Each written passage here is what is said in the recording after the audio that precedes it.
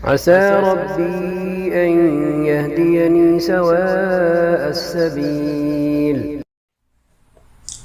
السلام علیکم ورحمۃ اللہ وبرکاتہ. آج ہمارے یہاں پہلا روزہ ہے. اس نسبت سے آپ سبھی کو رمضان کی خوب مبارکباد. کل پہلی تراویح تھی، پاؤ پارا مسجد میں پڑھایا، کیونکہ یہاں پر حکومتی ہدایت نے پابند بنا دیا تھا کہ آدھے گھنٹے کے اندر عشاء کی نماز اور تراویح وغیرہ سب ختم ہو جائے. اس کے بعد گھر پہ آ کر بقیہ پون پارا اپنے اہل خانہ کے ساتھ مکمل کیا، بقیہ 12 رکعتوں میں. تو اللہ کی توفیق سے ایک بارہ پڑھنے کی اور 20 رکعت میں پڑھنے کی سعادت نصیب ہوئی. آخری 2 رکعتیں باقی تھیں اور 18 رکعت کے بعد اپنے آپ ہمیں نہیں پتہ تھا جو بات ہم اپنے اہل خانہ سے کہنے جا رہے ہیں وہ اگلی 2 رکعتوں میں آنے والی ہے.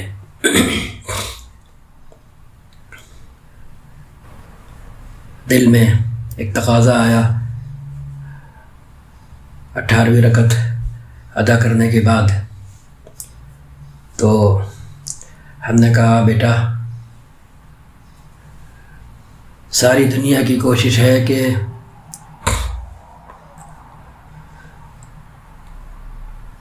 وہ ایمان اور وہ قرآن ہم سے، تم سے اور مسلمان کہی جانے والی ملت سے، امت سے چھن جائے. ہم نام سے مسلمان رہیں، دین کے نام پر جو کام ہمیں اچھے لگتے ہیں وہ ہم کرتے رہیں، لیکن دین کے وہ تقاضے اور دین کی وہ باتیں جو ہمیں واقعتاً مسلمان بناتی ہیں اور ہمارے اندر قوت مدافعت پیدا کرتی ہیں، جمنے کی طاقت پیدا کرتی ہیں اور دوسروں کے سامنے ڈٹنے کی صلاحیت پیدا کرتی ہیں، اور مسلمان بن کر جینے کی اور مسلمان بن کر آخری سانس لینے کی قوت جو چیزیں پیدا کرتی ہیں، ان کے بارے میں شیطان نے پہلے دن سے ٹھیکہ لیا تھا کہ ٹھیک ہے، آپ نے آدم کو جو اعزاز بخشا ہے تو ہم اپنی سی کوشش کرتے رہیں گے آدم کے بیٹوں سے وہ اعزاز چھیننے کی. تو ہم نے کہا کہ موت برحق ہے. جیسے حضرت جبریل علیہ السلام نے اللہ کے نبی سے فرمایا تھا کہ اے نبی آپ کتنا ہی جی لیں لیکن ایک دن اس دنیا کو چھوڑنا ہے. یہی ہم سب کے لیے ہے، کتنا ہی جی لیں، کیسے جی لیں، خوشی کے ساتھ جی لیں، دکھ اور تکلیف کے ساتھ جی لیں، پیٹ بھر کر جی لیں، فاقوں کے ساتھ جی لیں، لیکن ایک دن یہ دنیا چھوڑنا ہے. اب دنیا یہ اس یقین کے ساتھ جئیں کہ انا للہ، اور جب آخری سانس آئے تو اس یقین کے ساتھ آئے وَإِنَّا إِلَيْهِ رَاجِعُونَ، تو ہمارا جینا سوارت اور ہمارا مرنا سوارت. تو ہم نے کہا کہ دیکھو اسے وصیت سمجھ لو، اسے نصیحت سمجھ لو کہ کچھ بھی ہو جائے، کچھ پاس رہے یا نہ رہے، اللہ کی دی ہوئی راحت رہے یا اللہ اپنی قدرت سے، اپنی مرضی سے کسی طرح کا امتحان دے، اور ہمیں اس میں کامیاب دیکھنا چاہے تو تنگی ترشی ہو تو بھی، کچھ بھی ہو، کیسی ہی حالت ہو، لیکن ہم اللہ سے اپنے آپ کو جوڑے ہوئے ہوں اور اللہ ہمارے ساتھ ہو، کچھ ہو جائے۔ یہ سودا، خسارے کا سودا کہ دنیا ہم کو مل جائے اور اللہ ہم سے چھوٹ جائے، یہ سودا کبھی بھی نہ ہو۔ کیوں؟ کتنی ہی راحت ہو، آخری ہچکی لینا ہے، کتنی ہی تکلیف ہو، آخری ہچکی لینا ہے، تو راحت کے ساتھ جیے، اور اللہ ہمارے ساتھ نہ رہا اور ہم اللہ کے ساتھ نہ رہے تو کل خسارہ ہی خسارہ ہے۔ تکلیف کے ساتھ جیے، اور دکھ اور تکلیف اور راحت یہ سب نصیب کا حصہ ہے۔ انسان چاہے اور اللہ نہ چاہے تو بھی تکلیف میں نہیں جی سکتا، اور انسان چاہے راحت کے جتن کرے اور اللہ نہ چاہے تو اسے راحت نہیں مل سکتی۔ یہ سب ہمارے ایمان کا حصہ ہے۔ وَهُوَ الَّذِي يَبْسُطُ الرِّزْقَ لِمَن يَشَاءُ وَيَقْدِرُ، وہی ہے وہ جو جس کے لیے چاہتا ہے روزی دراز کر دیتا ہے، جس کے لیے چاہتا ہے تنگ کر دیتا ہے، اس کی مرضی۔ اور یہ عمل کسی ڈکٹیٹرشپ کے نتیجے میں نہیں ہوتا ہے کہ بس بیٹھے بیٹھے جی چاہا تو روزی میں اضافے کا ڈیسیزن کر دیا، بیٹھے بیٹھے جی چاہا تو صاحب کٹوتی کر دی، ایسا نہیں ہے۔ وہ اپنی ہی حکمت کے تحت اور بندوں کی مصلحت کے تحت اس طرح کے فیصلے کرتا ہے، اور وقت بتاتا ہے پھر کہ کس کے لیے کون سا فیصلہ درست تھا اور مناسب تھا۔ تو ہم نے کہا کہ اس بات کو ذہن میں رکھنا اور یہی بات خود اپنی آئندہ نسل کو منتقل کرنا کہ اس وقت جو اب دور شروع ہو چکا ہے یہ ایمان کے چھننے کا دور ہے۔ صبح انسان کے پاس ایمان ہوگا لیکن شام ہوتے ہوتے وہ ایمان سے محروم ہو چکا ہوگا، اور بہت مرتبہ اس کو پتہ بھی نہیں ہوگا کہ وہ نام کا مسلمان باقی رہا ہے، حقیقتاً وہ مسلمان اللہ کے رجسٹر میں اور اللہ کی نگاہ میں نہیں رہا ہے۔ آپ صلی اللہ علیہ وسلم نے فرمایا ہوا ہے یہ، اور اس کی وجہ بھی بیان کر دی ہے۔ ایسا کیسے ہوگا کہ شام ہوتے ہوتے ایمان کیسے رخصت ہو جائے گا؟ شام کو ایمان ہوگا، صبح ہوتے ہوتے ایمان کیسے ہاتھ سے چھن جائے گا؟ آپ صلی اللہ علیہ وسلم نے فرمایا یبیع دینہ بعرض من الدنیا،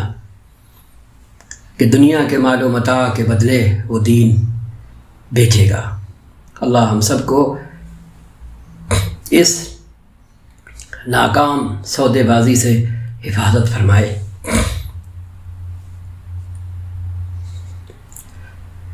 ہمارے پاس کچھ ہو یا نہ ہو، لیکن ہم اس کے برعکس صبح جب آنکھ کھلے تو شام تک تجارت کریں،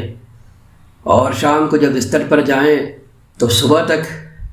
اللہ کے حوالے کر کے اپنی اسی تجارت کو اللہ کے حوالے کر کے بستر پر جائیں کہ رضیت بک یا رب ربا وبالاسلام دینا وبمحمد صلی اللہ علیہ وسلم نبیا ورسولا، کہ اللہ ہم راضی ہیں تجھے اپنا رب بنا کر،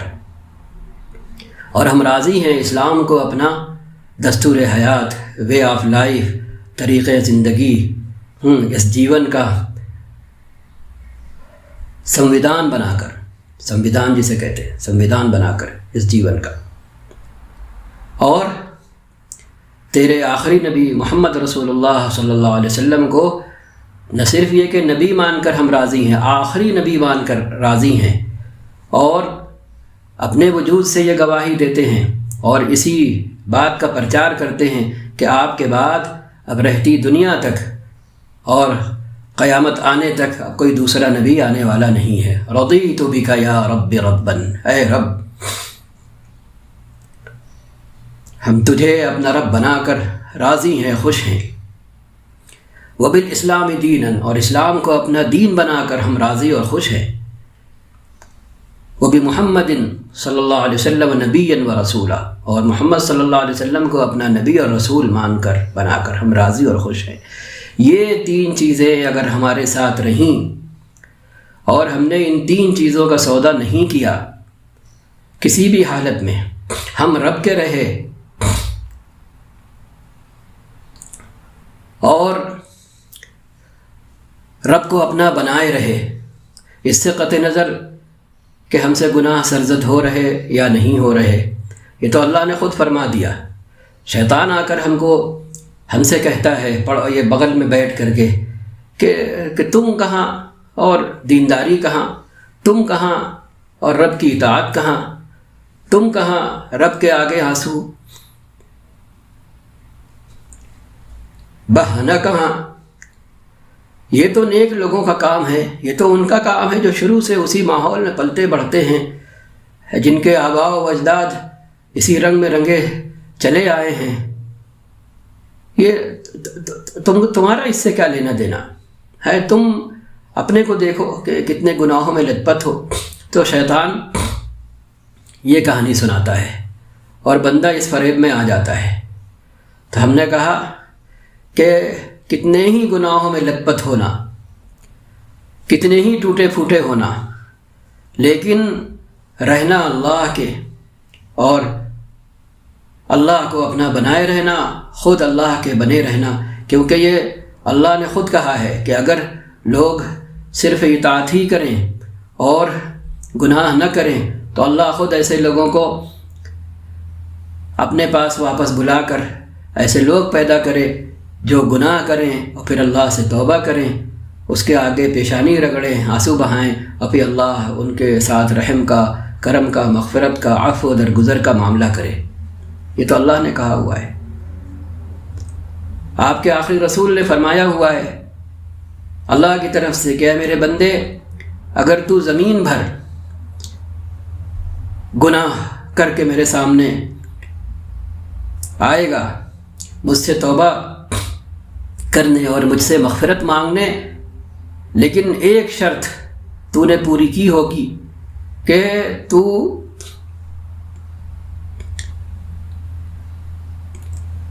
اس گناہ گاری کی حالت میں بھی میرا ہی رہا ہوگا، تو نے کسی اور سے بحیثیت خدا لو نہیں لگائی ہوگی، تو نے کسی اور کو اپنا رب نہیں مانا ہوگا، کہ تو میرا بنا رہا ہوگا اس گناہگاری کی حالت میں بھی، اور تو نے ہمیں اپنا بنائے رکھا ہوگا، تو تو دیکھے گا کہ ہم بھی تیرے سامنے زمین بھر مغفرت کے ساتھ تیرے سامنے کھڑے ہوں گے اور تیرے سارے گناہوں کو بخش دیں گے، معاف کر دیں گے۔ تو یہ ہے ہمارا اللہ اور یہ ہیں اس کے بندے۔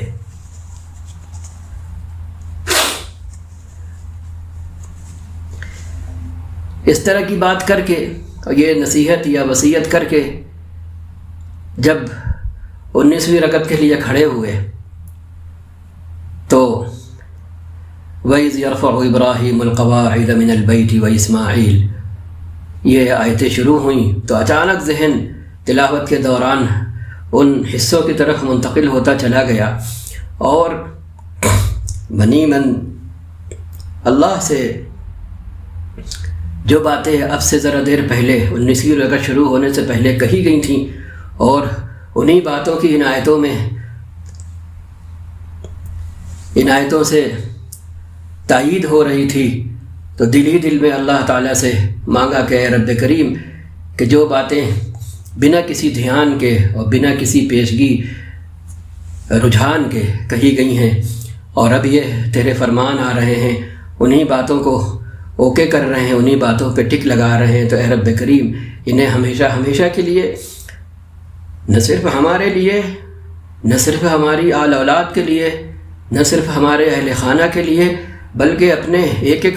اپنے نبی کے ایک ایک امتی کے لیے قبول فرما، جو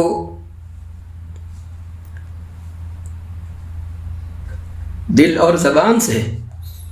تیرا کلمہ پڑھتا ہے، تیرے نبی کو اپنا نبی مانتا ہے، حالات کا مارا ہے، ماحول کا مارا ہے، گر جاتا ہے، پھسل جاتا ہے، لڑھک جاتا ہے، لیکن ان دو نعمتوں کو اور ان دو بیش بہا انمول دولتوں کا وہ سودا نہیں کرتا کہ جس حال میں بھی ہوتا ہے وہ گناہوں کا مارا ہوتا ہے، لغزشوں کا مارا ہوتا ہے، لیکن نبی اپنے ساتھ رکھتا ہے اور تجھے اپنے ساتھ رکھتا ہے۔ وہ تیرے ساتھ کسی اور کو رب نہیں بناتا، کسی بھی چیز کو وہ کاروبار بھی کرتا ہے، وہ دکان بھی جاتا ہے، وہ ملازمت بھی کرتا ہے، لیکن ان اسباب سے پہلے اس کا یقین یہ ہوتا ہے کہ ان ساری ملازمتوں کے اور ان ساری کاروباری شکلوں کے سوئچ تو نے آن کر رکھے ہیں تو فائدہ ہم کو حاصل ہو رہا ہے۔ اگر تو وہاں سے سوئچ آف کر دے تو ہم کچھ بھی کر لیں، لیکن ہمیں یہ سورسز اور یہ ریسورسز، یہ شکلیں فائدہ نہیں پہنچا سکتی۔ آپ صلی اللہ علیہ وسلم فرما چکے، لو ان الامة لو اجتمعت على ان ينفعوك بشيء لم ينفعوك بشيء الا ما قد كتبه الله لك، کہ سب مل کر اگر نفع پہنچانے پہ آ جائیں اور اللہ نے اس کا فیصلہ نہیں کیا، اس نے نفع پہنچانے کا سوئچ آف کر رکھا ہے، تو پھر کوئی وہ سوئچ آن نہیں کر سکتا۔ اس کے برعکس اگلا فرمان ہے نبی اکرم صلی اللہ علیہ وسلم کا کہ سب مل کر اگر نقصان پہنچانے پہ آ جائیں، لم يضروك بشيء الا ما قد كتبه الله لك، او كما قال صلی اللہ علیہ وسلم، کہ نقصان بھی سب مل کر پہنچا نہیں سکتے اگر اللہ نے اس کا فیصلہ نہیں کیا ہے اور نقصان پہنچانے کا سوئچ اس نے آف کر دیا ہے، تو پھر کوئی نہیں ہے کہ جو اس سوئچ کو آن کر سکے۔ تو یہ احساس کے ساتھ آگے بڑھتے رہے، جب آگے پہنچے ربنا تقبل منا انک انت السمیع العلیم ربنا وجعلنا مسلمین لک، یہاں سے کہ اے ہمارے رب، اے ہم دونوں کے رب۔ وہاں پر ابراہیم علیہ السلام نے براہ راست اپنے کو اور اسماعیل علیہ السلام کو مخاطب کیا ہے۔ مسلمینی تثنیہ کا صیغہ یہ بتا رہا ہے کہ اے ہم دونوں کے رب، ہم دونوں کو تو اپنا تابع دار، فرما بردار بنائے رکھنا، اور ہماری نسل سے ایک پوری امت ایسی برپا کیجیے گا جو مسلم ہو، جو تیری فرما بردار ہو، جو تیرے آگے سرنڈر کیے ہوئے ہو۔ ہم نے اہل خانہ سے کہا تھا کہ اسلام کا مطلب ہوتا ہے سرنڈر کرنا۔ فوجی جب سرنڈر کرتا ہے تو مطلب کیا ہوتا ہے کہ ہتھیار ڈالنا، کہ جن ہتھیاروں سے وہ دشمنوں سے لڑ رہا تھا، ان کو مار رہا تھا، وہ سرنڈر کر دینا۔ یہاں کیا ہے کہ وہ چیزیں جن سے ہم خود اپنے آپ کو مار رہے ہوتے ہیں، وہ منفی چیزیں جنہیں گناہ کہتے ہیں، کہ کر کر کے ہم اپنے آپ کو مار رہے ہوتے ہیں، اپنے ساتھ خودکشی کا معاملہ کر رہے ہوتے ہیں، وہ ساری چیزیں ہم اللہ کے حضور سرنڈر کر دیں اور ہاتھ ایسے اٹھا لیں کہ اے میرے رب، اب تیری مرضی کے بنا ہم کچھ نہیں کریں گے۔ یہ عہد اور یہ پیمان، ربنا وجعلنا مسلمین لک ومن ذریتنا امۃ مسلمۃ لک۔ ٹھیک ہے، اس کے بعد پھر جب اس آیت پر پہنچے ربنا وابعث فیہم رسولا منہم یتلو علیہم آیاتک ویعلمہم الکتاب والحکمۃ ویزکیہم، تو یہاں پر یہ ہم نے یہ دونوں رکعتیں 19ویں اور 20ویں رکعت پوری کر کے پھر جو گفتگو 19ویں رکعت سے پہلے ہوئی تھی، ان دونوں رکعتوں میں دونوں صفوں کی تلاوت کرنے کے بعد جو کچھ آیا، پھر وہ اپنے اہل خانہ سے عرض کیا تو اس میں ایک بات یہ بھی تھی کہ تزکیہ اللہ تعالیٰ خود فرما رہے ہیں کہ اسی کتاب سے اور اسی حکمت سے ہوگا. یتلو علیہم آیاتی کا کہ ایسا نبی بھیج دے ان کے اندر کہ جو تیری کتاب کی آیات کی تلاوت کرے اور جو ان کو کتاب کی تعلیم دے اور حکمت کی تعلیم دے. اور نتیجہ کیا نکلے؟ ان دونوں کا نتیجہ کیا نکلے؟ وہ یزکیہم، ان کا تزکیہ کرے، ان کو اندر سے صاف کرے، کہ جیسے باہر سے آدمی نہا دھو کر صاف ہو جاتا ہے اور صفائی والی چیزیں استعمال کر کے اپنے بدن کو صاف کر لیتا ہے، اسی طرح یہ امت قرآن کے ذریعے سے اور حکمت کے ذریعے سے، یعنی نبی اکرم صلی اللہ علیہ وسلم کے فرامین کے ذریعے سے، آپ کی ہدایات کے ذریعے سے، آپ کی تعلیمات کے ذریعے سے اپنے آپ کو اندرونی طور پر بھی پاک اور صاف کرتی رہے. اس کے بعد وہ اصل آیت اللہ تعالیٰ نے اپنی کتاب میں رکھی، جس آیت نے یہ تالا کھول دیا اور اس سوال کا جواب دے دیا کہ ہم کون سا اسلام قبول کریں اور کون سا اسلام مطلوب اور مقصود ہے. ام کنتم شہداء اذ حضر یعقوب الموت اذ قال لبنیہ ما تعبدون من بعدی. کیا تم لوگ تب موجود تھے جب یعقوب علیہ السلام کے انتقال کا وقت ہو چکا تھا اور وہ اس دنیا سے رخصت ہونے والے تھے؟ عین اس وقت انہوں نے اپنے اہل خانہ سے یہ سوال کیا تھا، ما تعبدون من بعدی. اور اہل خانہ میں بھی سر فہرست اولاد، بیٹے، بچے. تو انہوں نے ایک سیکنڈ کی، لمحے بھر کی دیری لگائے بنا جواب دیا، نعبد الہک و الہ آبائک، ہم آپ کے معبود کی عبادت کریں گے اور ہم آپ کے ابراہیم اور اسماعیل اور اسحاق علیہم السلام کے الہ کی عبادت کریں گے. وَنَحْنُ لَهُ مُسْلِمُونَ، اور اسی کے ہو کر رہیں گے، اسی الہ کے، کہ جس الہ کی عبادت کرتے ہوئے ہم نے آپ کو دیکھا، جس الہ کی خود عبادت کی ابراہیم علیہ السلام نے اور مخلوق کو، انسانوں کو اس کی طرف بلایا، جس کی عبادت اسماعیل علیہ السلام نے کی اور انسانوں کو اس کی طرف بلایا، اسحاق علیہ السلام نے کی اور انسانوں کو اس کی طرف بلایا، اسی ایک اکیلے اللہ کی ہم عبادت بھی کریں گے اور اسی کے ہو کر رہیں گے. اس کے علاوہ کسی اور کو بحیثیت خدا اپنا نہیں بنائیں گے. وَنَحْنُ لَهُ مُسْلِمُونَ.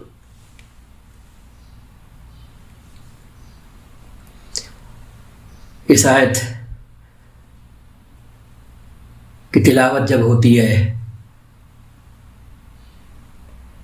تو حضرت مولانا علی میاں رحمۃ اللہ علیہ ہمیشہ یاد آیا کرتے ہیں. وہ فرمایا کرتے تھے، میرا بس چلتا تو میں ہر مسلمان کے سرہانے اس آیت کو آویزاں کرنے کی ترغیب دیتا اور تاکید کرتا کہ اس کو لکھوا کر اپنے سرہانے جو ہے لٹکاؤ، تاکہ جب بھی اس کو دیکھو تو تمہیں یاد آئے وہ تاکید، وہ تلقین، وہ وصیت جو یعقوب علیہ السلام نے، جو حضرت ابراہیم علیہ السلام کے گھر کے ایک فرد تھے، فرزند تھے، انہوں نے اپنے بیٹوں کو کی تھی. تو اگر ہم قرآن کریم میں ابراہیم علیہ السلام کے واقعات پڑھ لیں تو اس کے بعد پھر ہمیں اس جواب کا انتظار نہیں رہتا ہے کہ کوئی ہمیں بتائے کہ ہم کون سا اسلام قبول کریں. تو یہ چند باتیں میرے دل میں آئی تھیں جو ہم نے اپنے اہل خانہ سے کی، اور اٹھتے اٹھتے یہی تلقین کی کہ دیکھو کچھ ہو جائے لیکن ہم اللہ سے بچھڑنے والے نہ بنے اور اللہ ہم کو دھتکارنے والا نہ بنے۔ سب کچھ چھن جائے لیکن ہم سے ہمارا دین، ہمارا اللہ، ہمارے آخری نبی محمد صلی اللہ علیہ وسلم فداء روحی و نفسی، یہ ہم سے کسی بھی حالت میں چھننے نہ پائیں، نہ ہم سے نہ ہماری آل اولاد سے۔ ہم نے کہا اس کا عہد کرو، اس کو دل میں بساؤ، اور کل جب آل اولاد والے ہو، بال بچے والے ہو، تو اپنی اولاد کو یہی تعلیم دو اور اسی طرح دو جس طرح ابراہیم علیہ السلام نے دی،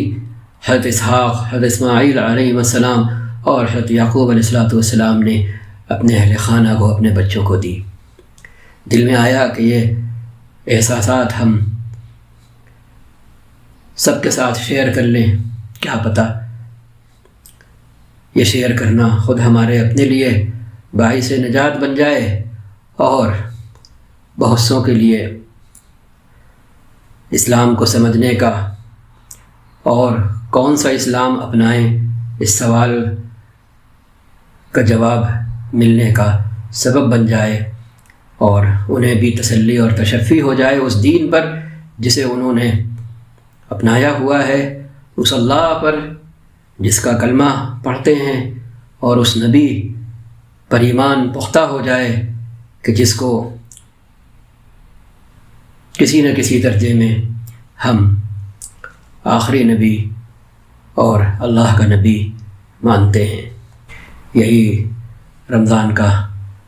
پیغام ہے، اور رمضان کی سب سے بڑی یہی سوغات ہے جو 11 مہینے کے بعد ایک ورکشاپ کے طور پر، ورکشاپ کی حیثیت سے ہمارے بیچ یہ مہینہ آیا کرتا ہے کہ ہم اپنی ٹوٹی پھوٹی پھر سے سنوار لیں، ہمارے اندر جو کچھ کمیاں اور عیب پیدا ہوئے ہوں، جتنی اللہ سے دوری پیدا ہوئی ہو، تو وہ ہم ٹھیک کر لیں۔ آج کی ٹیکنیکل زبان بولیں تو ہم اپنے آپ کو فارمیٹ کر لیں، ہم اپنے آپ کو فارمیٹ کر لیں۔ فالتو چیزوں سے اوور لوڈ ہو گئے ہیں تو ہم اپنی میموری ان چیزوں سے پاک و صاف کر لیں، خالی کر لیں۔ تو ایک لفظ فارمیٹ کرنا،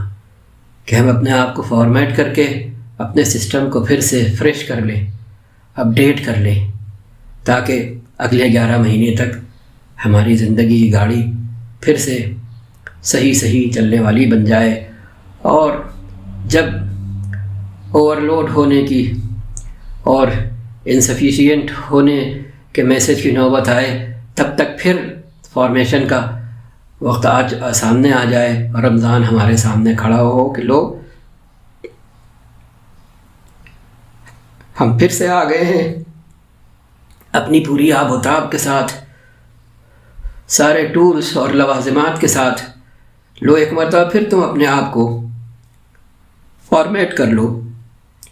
اگلے 11 مہینے کے لیے۔ تو اللہ ہمیں بھی اس کی توفیق دے، اللہ ایک ایک ایمان والے کو اس کی توفیق دے کہ ہم اپنی بگڑی اس مہینے میں بنا لیں اور اپنے آپ کو فارمیٹ کر لیں، اور بنا کسی قیل و قال کے اور تعویل کے وہ اسلام اپنے اندر سرایت کر لیں جو اسلام ابراہیم علیہ السلام کی زبان سے اللہ تعالیٰ نے اپنی کتاب میں ہمیں سکھایا ہے، جس میں کسی تعویل کی، کسی قیل و قال کی، کسی بھی طرح کی ہیرا پھیری کی، کسی بھی طرح کے کنفیوژن کی، کسی بھی طرح کے ڈاؤٹ کی گنجائش نہیں ہے۔ بالکل کلیئر ہے، بالکل کلیئر ہے۔ کسی کو ڈاؤٹ ہوگا تو اس کی اپنی کمی کی وجہ سے ہوگا، اسے وہ اپنی کمی دور کرنا پڑے گی۔ جیسے بعض مرتبہ آپ فارمیٹ کریے ڈیوائس کو، وہ فارمیٹ نہیں ہوتی، کہیں نہ کہیں کوئی لاک لگا ہوتا ہے، کہیں نہ کہیں کوئی کسی ایپلیکیشن کا کوئی بٹن جو ہے وہ آن ہوا ہوتا ہے، اسے پہلے آف کرنا پڑتا ہے، تب جا کر کے جو ہے فارمیشن شروع ہوتا ہے۔ تو اسی طرح ہماری سوچوں میں لاک لگے ہوتے ہیں، ہماری فکروں میں لاک لگے ہوتے ہیں، ہمیں ان لاکس کو، ان تالوں کو کھولنا ہوتا ہے اور ٹیکنیکل زبان میں بولے تو وہ بٹن جو ہے آف کرنا ہوتا ہے کہ اگر وہ آن ہے تو ایپلیکیشنیں بند ہی نہیں ہوں گی، اور جب تک وہ ایپلیکیشنیں بند نہیں ہوں گی تب تک سسٹم پھر سے فارمیٹ نہیں ہوگا۔ تو جب ایک انسانوں کا بنایا ہوا سسٹم ان چیزوں کا محتاج ہے، اور ہم بھی اس وجہ سے محتاج ہوتے ہیں کہ ان چیزوں کو فالو کریں تاکہ ہم اپنی ڈیوائس کو فارمیٹ کر سکیں، تو یہ انسان تو اللہ کی تخلیق ہے، تو کیا ہمارے اندر لاک نہیں لگے ہوتے ہیں؟ ہماری فکروں میں، ہماری سوچوں میں ہم اپنے ماحول کے پروردہ ہوتے ہیں، جن کے ساتھ اٹھ بیٹھ رہے ہوتے ہیں، جس ماحول میں ہم پلے بڑھے ہوتے ہیں۔ تو ہمیں بھی یہ کام کرنا ہوتا ہے کہ ہم ان اپنی فکروں کے اس بٹن کو آف کریں اور اس کے بعد پھر اپنے سسٹم کو فارمیٹ کریں اور وہ اسلام اپنے اندر رچائیں اور بسائیں، اور اس اسلام میں ہم رچے اور بسیں جو اسلام اللہ نے اپنی کتاب میں ابراہیم علیہ السلام کی زبان سے ہم کو سکھایا ہے، اور جنہوں نے ہمارا نام مسلمین رکھا تھا کہ اللہ کے آگے آتم سمرپن کرنے والا، اپنی مرضی کا، اپنی فکر کا، اپنی سوچ کا، اپنے احساس کا، اپنے جذبات کا، اپنے وجود کا، اس کے آگے سرنڈر کرنے والا، اس کی مرضی میں اپنی مرضی کو مرج کر دینے والا، ضم کر دینے والا، شامل کر دینے والا۔ ہم اس کی کوشش بھی کرتے رہے، بھلے کامیاب ہو یا نہ ہو، لیکن اگر کوشش کرتے رہے اور منی من اللہ سے باتیں کرتے رہے اور اپنی بگڑی بنانے کی اس سے گزارش کرتے رہے، تو بہت بڑے عالم کی یہ تلقین ہے اور یہ ان کی زبان سے کہی گئی، بتائی گئی امید ہے کہ اللہ تعالی ہمیں آخری ہچکی لینے سے پہلے اپنا بنا لے گا، اور اپنا بنانے کے بعد ہی اپنے حضور حاضر کرے گا۔ انہوں نے فرمایا کہ کیسے بھی ہو، کسی بھی حال میں ہو، اس دعا کو پڑھتے رہا کرو، ربنا آتنا من لدنک رحمتا وہیئ لنا من امرنا رشدا، ربنا آتنا من لدنک رحمتا وہیئ لنا من امرنا رشدا۔ فرمایا اللہ دیکھتے ہیں کہ میرا بندہ بھلے گناہوں میں لت پت ہے، بھلے اس سے قصور ہو جاتا ہے، کوتاہی ہو جاتی ہے، لیکن اس کا رشتہ بہرحال ہم ہی سے مربوط ہے، وہ اپیل ہم ہی سے کرتا ہے، وہ پلٹ کر کے ہماری ہی طرف دیکھتا ہے، اپنی بگڑی بنانے کی گزارش وہ ہم ہی سے کرتا ہے۔ تو یہ ان کی کہی ہوئی بات ہے کہ اللہ ناکام نہیں کرتے، نامراد نہیں کرتے، اور آپ صلی اللہ علیہ وسلم نے بھی اسی کی امید دلائی ہے۔ لوگ اللہ کی قدرت اور اس کے غضب اور اس کے عذاب سے اتنا ڈراتے ہیں کہ اس کی رحمت ہمارے ذہنوں سے اوجھل ہو جاتی ہے، جبکہ نبی کریم صلی اللہ علیہ وسلم نے اور خود اللہ تعالیٰ نے جو اپنا تعارف کرایا ہے وہ رحمان اور رحیم کا ہے، وہ رحمان اور رحیم کا ہے۔ خود اللہ کی طرف سے نبی نے فرمایا کہ اللہ نے فرما رکھا ہے کہ میری رحمت میرے غضب پر غالب ہے، او کما قال صلی اللہ علیہ وسلم۔ تو ہمیں رحمت کا، اللہ کی رحمت اپنے ذہن میں بٹھانی ہوگی، اور اللہ رحیم ہے اور رحمان ہے، اس چیز کو اپنے دل و دماغ میں بسانا ہوگا، اور اس کے سہارے اپنے آپ کو کھڑا کرنا ہوگا، ٹھیک کرنا ہوگا، تاکہ شیطان ہمارے اندر کسی طرح کی مایوسی پیدا کر کے اپنی راہ پر نہ لگا سکے۔ وآخر دعوانا ان الحمد للہ رب العالمین، والصلاة والسلام على سید المرسلین محمد وعلى آلہ وصحبہ اجمعین۔ سبحان ربک رب العزة عما یصفون وسلام علی المرسلین والحمد للہ رب العالمین۔